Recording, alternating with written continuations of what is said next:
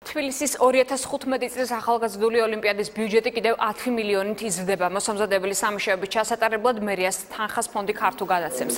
საკითხზე დედაქალაქის საკრებულოს ხდომაზე ამ წუთებში მსჯელობენ. შემოწირულობის მისაღებად თბილისის მერიას საკრებულოს თანხმობა სჭირდება. ახალგაზრდული ოლიმპიადის მოსამზადებელი სამუშაოებისთვის ბიუჯეტი გასულ კვირას 38 მილიონი ლარით გაიზარდა. თანხა ქვეყნის ბიუჯეტმა გამოყო, თუმცა სამუშაოების დასასრულებლად მერიას დამატებითი თანხების მობილიზება დაჭირდა. თბილისის საკრებულოში ცხადდება, რომ ფონდ ქარდუს მიერ შემოწირული 10 მილიონი ლარი ოლიმპიური სოფლის წყლით მომარაგებას და მისასვლელი გზების კეთილმოწყობას მოხმარდება.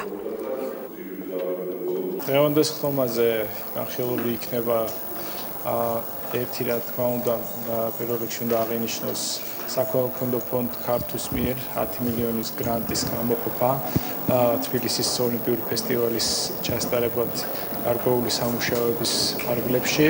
ასევე იქნება განშენების რეგულირების გეგმა დამტკიცებული ქალაქის რიგი უბნებში და ასევე ქონების მართვის სააგენტოს ხელმძღვანელის კანდიდატურას გავეხმოთ. თბილისის 2015 წლის ახალგაზრდული ოლიმპიადა ეს არის ძალიან მნიშვნელოვანი სპორტული ღონისძიება, რომლის კარგად ჩატარებაზე მთლიანი სახელმწიფოს იმიჯია დამოკიდებული და ჩვენ ვხედავთ, რომ ორი კვირის უკან ცენტრალურმა ხელისუფლებამ და თბილისის მერიამ ერთობლივად დათვალა, რომ დამატებით 38 მილიონი ლარი იყო საჭირო, ჯამში 130 მილიონ ლარზე მეტი იხარჯება თბილისის მერიიდან ოლიმპიადისთვის და აღმოჩნდა, რომ სადღაც ნაგვის გატანისთვის, ასფალტის მოწესრიგებისთვის და კანალიზაციის მოწესრიგებისთვის თურმე კიდევ 10 მილიონი ლარი ყოფილა საჭირო. ასეთი უუნარო, არაორგანიზებული დამოკიდებულება თბილისის მერიის და ცენტრალური ხელისუფლების მხრიდან ამ ოლიმპიადისადმი გამოიწვევს ძალიან სამწუხაროდ იმას, რომ იქნება ძალიან ბევრი ხარვეზი